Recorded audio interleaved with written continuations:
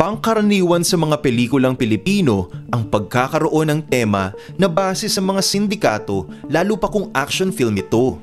Iyong tipong kikidnapin ng bidang babae ng mga miyembro ng sindikato at sasagapin naman ang leading man sa dulo. Pero alam nyo ba na ang pinakasikat na mga artista sa Pilipinas na si Erap at FPJ ay lumaban talaga sa mga masasamang sindikato na nang alila sa mga artista noon? Sino-sino ba sila at ano ang nangyari?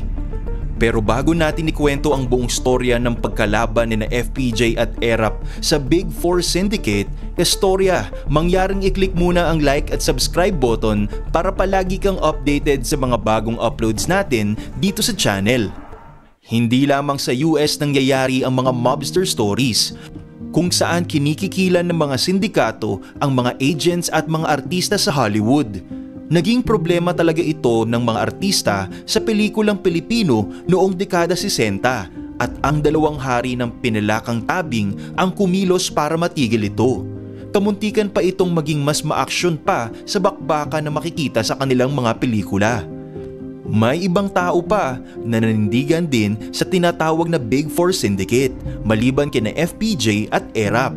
Si Berting Labra, Boy Santa Romana at Chiquito ay iilan lamang sa lumantad din para papanagutin ang grupo sa kanilang mga kasalanan. Nangyari ito noong 1960s at kasagsagan ng kanilang kasikatan. Matagal nang laganap ang ginagawang pangingikil ng grupo pero hindi lang talaga nakukuhang magsalita ang mga artista dahil sa takot.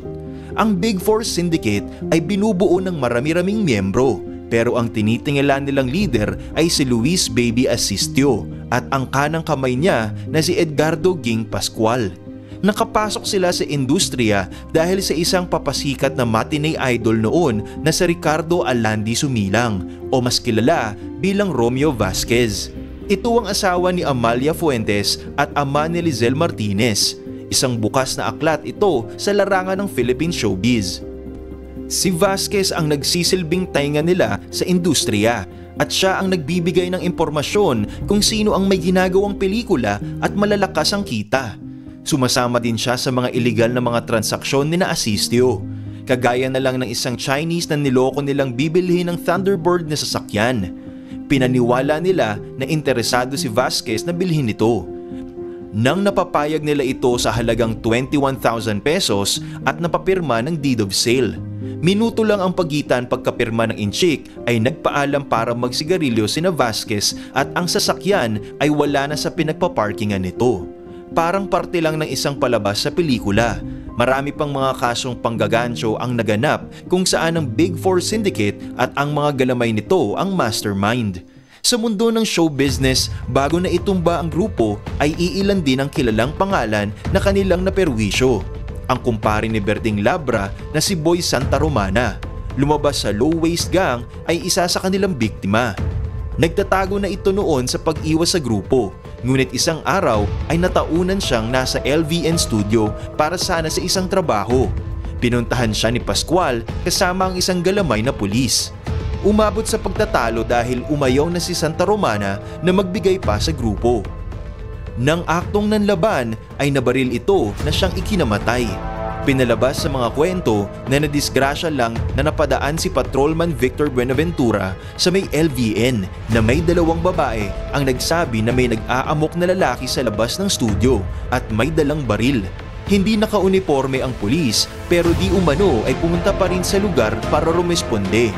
Nagkapalitan sila ng putok at tinamaan sina Buenaventura at Pascual sa may tiyan. Pero si Santa Maria ay nakatamo ng 3 tama sa magkaibang parte ng katawan na siyang ikinamatay nito. Isa pang nawalan ng kabuhayan noon ay si Berting Labra. Noong 1962, may pinalabas itong pelikula na Big Time Berto at Bulilit Al Capone kasama si Chiquito. Hininga ng sindikato ng protection money si Labra na halagang 5,000 pesos. Subalit, hindi niya ito naibigay sa takdang oras kaya isang gabi ay sinundo siya ng mga pulis na nasa payroll ng sindikato at dinala kay Asistio. Ang akala niya ay pag-uusapan lamang nila subalit binugbog siya ng mga tauhan nito. Nagtago na si Labra pagkatapos ng nangyari subalit dumating sa punto na wala nang makain ang pamilya niya.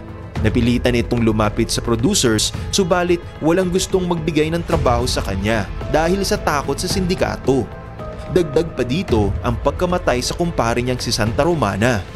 Ganito din ang pinagdaanan ni Chiquito na kasama niya sa isang pelikula. Naisipan pa nga nitong pumasok sa pagkapulis para lang may matakbuhan sa problema niya sa Big Four. Subalit napakalawak ng hawak nito. Baluarte ng mga asistyo ang Caloocan at ang mga Pascual naman ay mayayamang angkan sa Quezon. May iba pa silang mga miyembro na nagpapalakas ng kanilang lawak, Pasay, Malabon at Metro Manila din. Isipin nyo na lang ang sakit ng ulo at kaba ng mga artista at mga producers noong panahong iyon. Dumating sa panahon na pati si Joseph Estrada ang kanilang pinagdidiskitahan. Ginagawa niya ang pulong diablo ng mga panahong iyon. Nilapitan siya ng mga galamay ni Asistio na sina Rolando Montes, Pedro Rebulio alias Pita at Restituto Santos alias Resti na iniimbitahan siya nito sa tahanan niya sa Caloocan. Nang nagkaharap na ay sinabihan siya na magbigay ng 4,000 piso kapalit ng isang lumang sasakyan.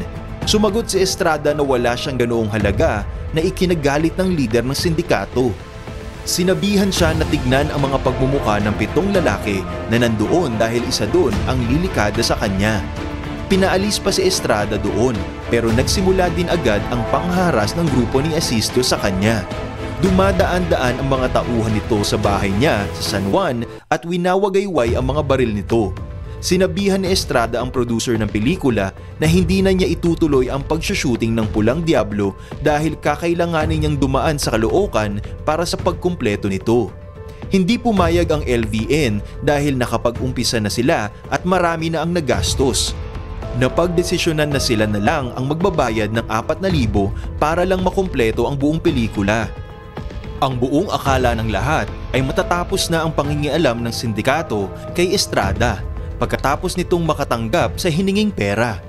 Binabalikan pa rin siya ng grupo pero wala siyang magawa dahil malakas ang kapit nito at may mga kapulisan pa talaga na kasapi na nakakalat sa bawat syudad. Kasama din sa maruruming pulis sina Patrolman Lorenzo Meneses at Pedro Ramirez na nakadestino sa Quezon City. Nasa LVN studio si Estrada noong hinaras ni na Edgardo Ging Pascual. Sumunod noon ay kasama na si Meneses. Desperado na si Erap dahil alam niya na nanganganib na ang buhay niya. Lantad na din sa buong industriya ang mga nangyayari sa ibang artista. Maging ang producer na si Armando Garces ay kinikikilan din ni na Pascual kaya nagsampa ito ng kaso laban dito. Subalit wala ring nangyari. Nilapitan din ng grupo si Fernando Poe Jr. at hininga ng pera pero tahasang tumanggi ito. Alam ni Asistio na hindi basta-basta natitinag si FPJ at palaban ito. Si Erap naman sa kawalan ng kasagutan sa problema ay nagdesisyon na lumapit sa NBI nang marinig na may tinatatag na grupo laban sa Big Four. Nalaman na niya na si Berting Labra ay lumapit na sa tinatawag na Untouchables, isang grupo na kinabibilangan ni Epimaco Velasco na naging NBI director. May iba pang miyembro na galing sa CIS at iba pang sangay ng kapulisan gaya ni MPD Pat Angel Hudalena. Pinaalam na niya na titestigo siya laban sa grupo. Pero meron silang ginagawang pelikula ni FPJ sa Amerika noon kaya bumiyahe na muna sila. Pagkabalik nila galing US ay bantay sarado na ng NBI si Erap. Sinalubong ito ng airport at siniguro na hindi pa nagbabago ang isip nito sa pagtestigo laban sa sindikatong Big Four. Sumang-ayon si Erap at naghanda na sa kanyang sasabihin. Habang nangangalap ang otoridad ng mga ebidensya ay dinalaw si Erap sa PhilAm Life Building ni na Rolando Montes, Zaldi Zornac at Cecilio Chico. Pawang mga kasapi sa sindikato ang mga ito at sinabihan si Erap ni Montes na siga ka ngayon, sinasalubong ka pa ng NBI. Nagkainitan sila doon at inamin ni Estrada na tinutukan niya si Montes ng baril sa muka nang umakmang bubunot ito ng baril. Pero noong nalaman niyang walang mga dalang armas ang mga kasama nito ay sinipa niya lang si Montes. Dahil sa pangyayaring iyon ay lalong nangamba si Estrada sa kanyang buhay. Dumating siya sa punto na hindi na lang siya umuwi sa bahay nila at doon na muna nanatili sa bahay ng kaibigang si FPJ. Alam ng lahat na napakalapit ng magkaibigan ng dalawa. Ang away ng isa ay away din ng isa. Kaya habang naghihintay ng kasagutan ng investigasyon ng NBI, ay nanatili sila sa lugar ni The King at aminado ring naghanda ng mga armas kung sakali mang sugurin sila ng grupo ni Asistio. Ito ang parte ng kanilang pagkakaibigan na parang habig sa pelikula na pinagbibidahan nila.